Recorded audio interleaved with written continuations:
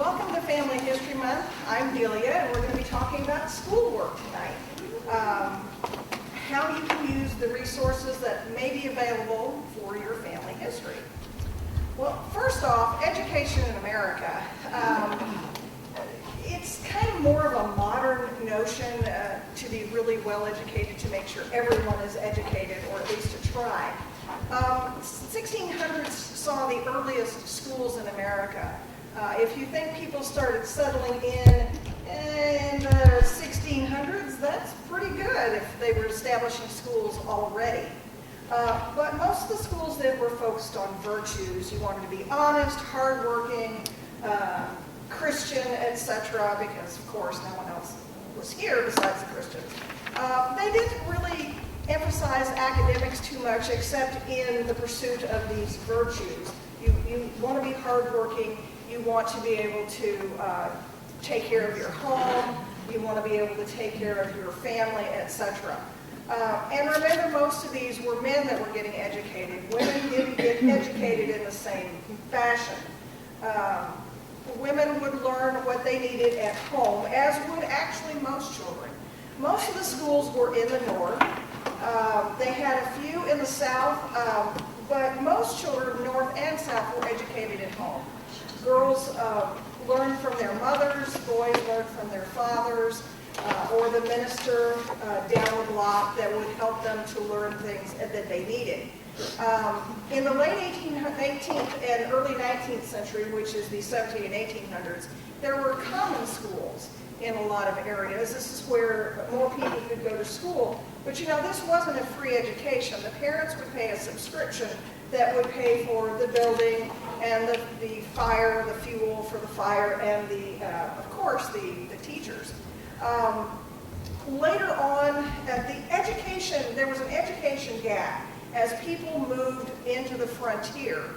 Parents might be educated, but as they moved into the frontier area, they didn't have time to teach all of their children their math, their writing, etc. And children needed to be helping out with the home, with the farm, etc. And so a lot of times you'll have educated parents and then children that are basically illiterate. They can sign their name and that's about it. They could do math in their head, they can remember things, but they didn't have the same type of education. But then as that generation grew up, they wanted their children to be educated as their parents were. So there's a gap in there, but it didn't carry on. By the 1900s, all states had some sort of law for compulsory education through elementary school. Now that was 8th grade. Most students didn't go on to higher education, secondary school, unless they were going on to college or if they wanted to be a teacher. And even then, if a man or a woman had an 8th grade education, that was enough to begin teaching. After all, you'd been through it, you didn't need any more, did you? And you see how the schools looked, one school with a lot of students, and of course the one-room schoolhouses, or basically, when you get to the east, the 2- or 3-room schoolhouses where one teacher would take care of a number of different age groups. The benefit of that was that the younger children could listen to the older children's lessons, so they picked up stuff as they went along. By 1900, only 10% of Americans, male or female, had attended high school. And they usually attended as a college prep. They were going off to college. Going off to college did not necessarily mean that they were going to actually graduate. It just meant that they went for a year or two sometimes. Most of the early grade school teachers only had an 8th grade education, and most of the early colleges were either private or religious. The religious ones really hit on teaching ministers. They wanted the ministers to be educated in the Bible and in religious philosophy, and anything else they picked up on the side was like gravy. The private ones were more like some of the ones in Europe where the well-to-do, or if someone was really lucky, they could go and get an education in the classics. They weren't going there to learn how to do engineering, etc. That was more of an apprenticeship. By the late 1800s, there were federal land grants to establish colleges all over the U.S.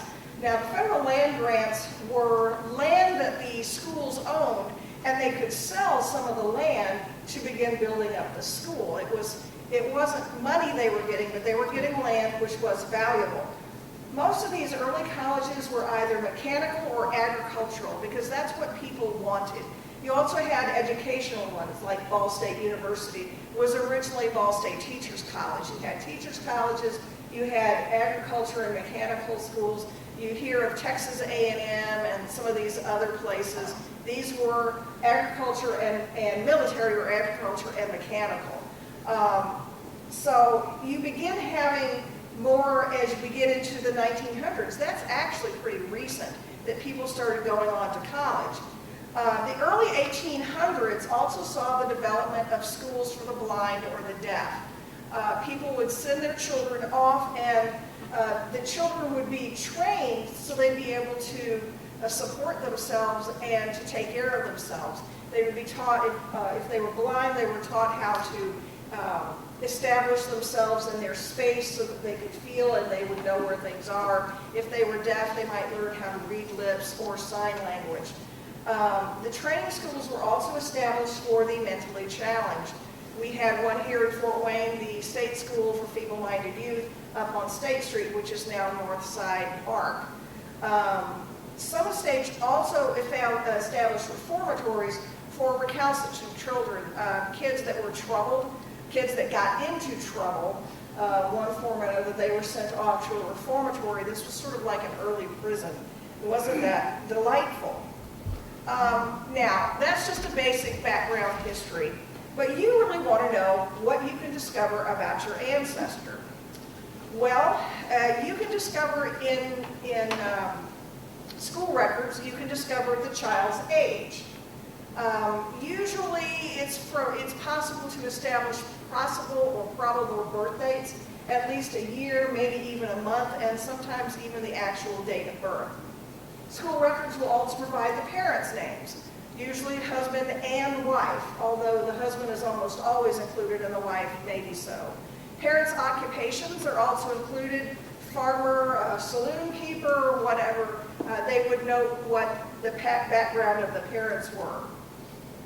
You might get addresses where they lived, or information on movements. If a child lived in an area and they moved to another school district, notes would be taken that would indicate where they had moved or where they had come from. If a child died, there was usually a note that this child is deceased, no longer attending school. And you can also sometimes get siblings' names from that information. You can get a lot of insights into your ancestor's life.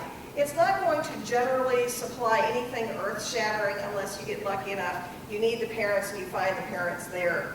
But you can find whether or not they were good students sometimes, what they were active in school, etc. Now, this is a grade report that you see right here. You don't get too many of those grade reports. Most of those went home with the students. Teachers kept their own records in books themselves. You first want to know how to discover what school your ancestor may have attended. You want to look at county histories because they will often list the schools that were built in certain townships. They might name the school, or the school might only be given a number, but you can usually get the location.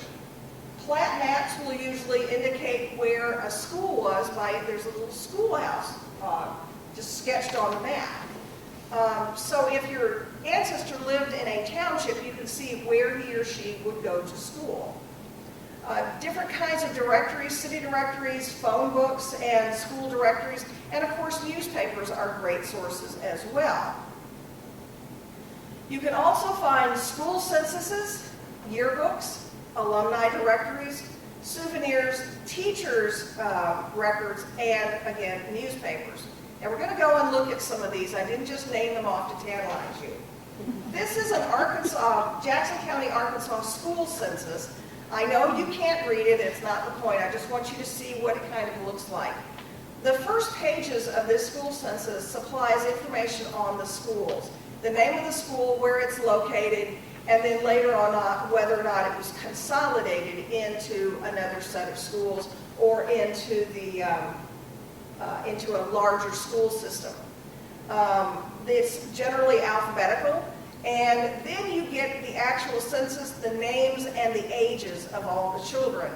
The ages were important because when you're planning how many teachers you're going to need in a certain year, it's good to know how many students are coming up so you're not surprised as you go along. And that's why they would take the school census. This is more information about the schools themselves, about the students there. You see the child's name and their age, and it also notes when they were absent and when they were present. Now this is Pittsburgh County, Oklahoma.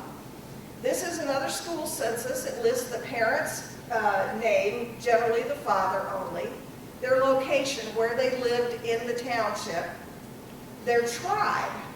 Pittsburgh County, Oklahoma is was in Indian Territory, so they would note what tribe a child belonged to. That was important because they would get different kinds of money. It would name the children, provide their sex, their birth date, and their age. So you get a lot of information out of the school census about the children. If you want to find these, starting with the Genealogy Center, you go to our catalog and you search your location and the word school census. And it will tell you whether or not there are any books for that location, and it will give you the call number. Now, if you wanted to search for periodicals in the Periodical Source Index, PERSI, how many of you have used PERSI? Good, good. Those of you that haven't need to start using PERSI. It's a great source. And there is a help session, I think this Thursday, if I'm, yep. Okay, so if you're not sure what to do, come to that. If you have a computer, bring it. If you don't, we'll have some then. To use PERSI, you would first go to and select the location and then school records, and it will tell you what to find. You can also find Native American school census if you want that. If you have Native American ancestry, you'd like to find that, you will have to contact the National Archives, the Bureau of Indian Affairs records. Okay, yearbooks are probably the most common sources for doing any kind of research in schools. Yearbooks have so much information. We've even seen yearbooks in the news recently. The early yearbooks don't have a great deal of information. In fact, oftentimes they were compilations of students' writings, and they were only for the seniors of a given year. This one that we're looking at is the 1901 Fort Wayne Central. So you see it has some pictures and then there are names on another page. Weren't very many graduates because not that many people would go through high school all the way. They did improve through the years. This is Batter Up, the baseball team for Bippus High School, 1951. And then this is Columbia City High School, 1980. You see you have lots of pictures, lots of activities. You can see it's not very long ago. Most of you were probably kids in the 1980s or so. So maybe this won't help you very much. Having kids for I know what I said. But the yearbooks are fun to look through. Sometimes you can get yearbooks that were used and you find them that have been written on. Those are always interesting, especially if you know the person who owned the yearbooks, so you can know whether people like them or not by what was written. If you want to find yearbooks, here at the Genealogy Center, look in our book catalog by location and school and the word yearbook. That's the easiest way to find it. We have most of the Allen County yearbooks that are available. Not all schools will allow us to have them because they're afraid of I don't know what, but they won't allow us to have them. But you can find what we have. We have Allen County. We have some of the surrounding counties. And although we don't buy them, we will take donations from any school. So we've ended up with schools in Texas and schools all over the place. So you never know what you're going to find when you check our catalog. You can also go to the periodical source index. Again, this is the Family History Library catalog. Look by location and then schools. There aren't very many, but you'll still want to look just in case. Most of them they have are actually online, so you'll be able to click on it. And one of the best sources that I have used outside of our own collection is Ancestry. They have a terrific collection of yearbooks. I know there are some other companies out there that have this, but we have Ancestry, so you might as well access it.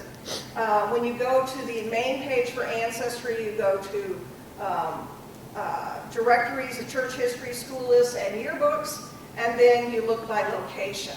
So you can look for location. Not every school is there, but they do have a pretty good collection between 1900 and 1990. So if you're looking for yearbooks, it's a good place to go to. Any questions yet? Okay. Alumni directories are another fabulous source for finding people later. Generally, these are either going to be high school or college. They will provide the list of the students and or graduates for specific years, usually for the whole years of the school's existence. This that we're looking at right now is Wabash, 1872 to 1934, and then Manchester, 1947. They include all the students from before. They will provide hometowns for the students, and sometimes their affiliations when they were in school, clubs they belonged to, societies, where they lived, etc. They usually will provide a current location. It's an address book. Basically, you can contact the friends you used to know or someone that you're looking for. Usually provides both married and maiden names to the women, because otherwise how could we find them? And it may provide great information like occupation, hobbies, the spouses, and the children's names, so you can see how many children your old boyfriend or girlfriend ended up having. They will often include a memorial list for alumni who have died.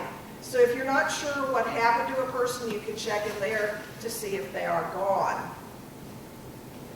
If you want to locate alumni directories, again, you go to our catalog and you put in the location and the school and the words alumni directory. And that's the way you'll find it. The catalog is pretty good about giving that information. Remember, if you're looking for a student from somewhere in Indiana, if he or she went off to one of the colleges, it's not going to be their hometown. You have to look where the college is. So you have to think about where your ancestor went off to college. If you're using the periodical source index, again, by location and by schools as the record. Looking in the Family History Library catalog, again, under location and then the word schools. You can also contact the school or the current school system to find out if they have any old yearbooks or alumni directories. Sometimes the school will have an alumni directory that's not published, but they might be able to give you information or send a letter on. You can also contact the local library and find current contacts for the schools or the school systems. Now, one thing that we have on the libraries, on the Genealogy Center's free databases, is souvenirs and ephemera. This is stuff. That's a classic name for stuff. Schools did all sorts of interesting things throughout the year, and they would create souvenirs or commencement records or whatnot, and some of these are beautiful. And people donate them to us because they don't know what to do with them. And we end up scanning them and putting them on our website. This first one is Spring Hill School from Washington County, Pennsylvania, 1914. It lists the teacher and the pupils and the directors. So it lists everyone that's involved in the school itself. This next one is the Evansville College Commencement, 1927. It provides both the graduates and the program of the graduation. This last one is Parr School, Jasper County, Indiana, 1912. This was an end-of-the-year souvenir for the students. The teacher created it. She had it printed up. This is her picture on here so the students wouldn't forget what she looked like. And then she has a letter to dear pupil when she talks about the year and how she's going to miss them, etc. This is really nice. A lot of people would just take them and throw them in the trash the minute they got home. But some people did save these, and if we're lucky, they save them for the schools in which you are interested. Now, if you want to locate this material on our databases, our free databases, go to free databases by location, either Fort Wayne, Allen County, or for Indiana or for other states.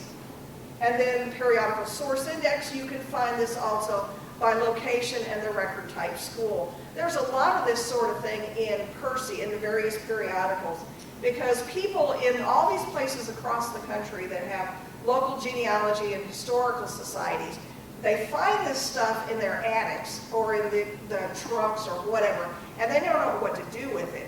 And they mention it to someone and they say, oh, this is wonderful, and they'll make a photocopy of it. Now, usually it's just a photocopy, so it's black and white. But nevertheless, these are really nice to see. The souvenirs might be graduations, they might be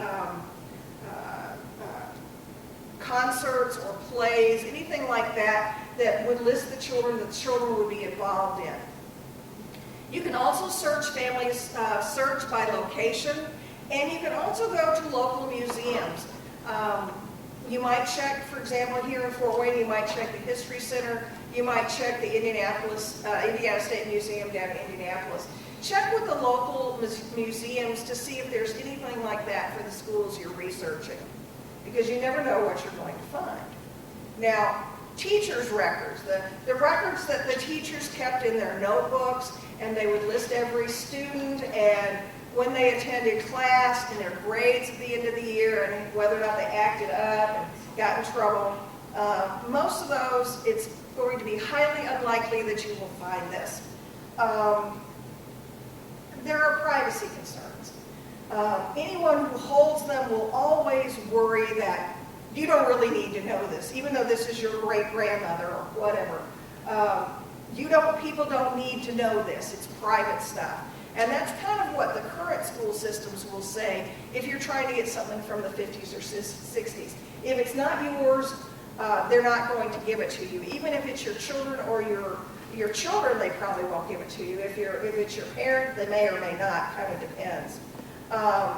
Most of the records are probably destroyed after a period of time. Either they just weren't seen as necessary to be kept or whatever. The ones that still exist will be local, either in the school or the district archives. So you'd have to contact them, find out if they have anything like that, and whether or not you can access it. Records may also be in someone's private collection, which is to say their attic or their barn.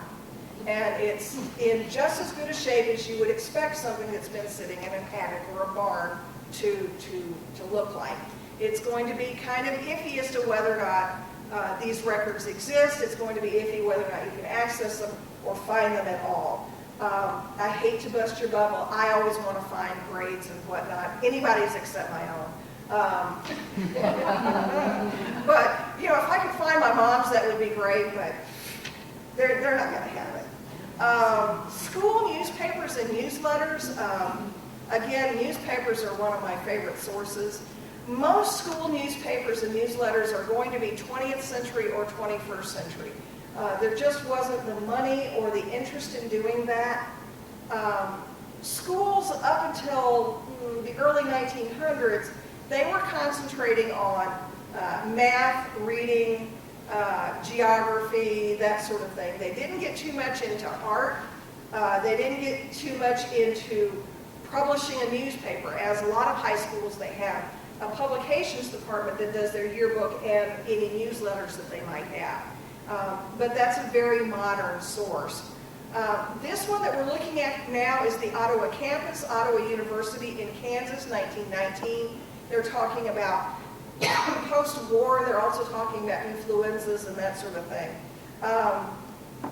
This is the Gallatin High News, Gallatin High School in Bozeman, Montana. This is 1939, and they're discussing the coming war. It was already being fought over in Europe, and so the students were weighing in with their own opinions.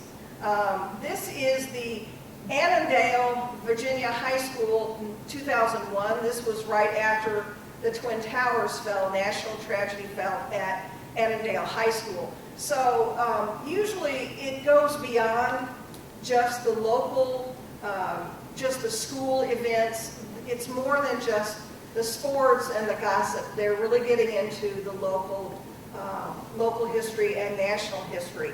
And then we also have the Snyder High School Panther Press. This one is 2012.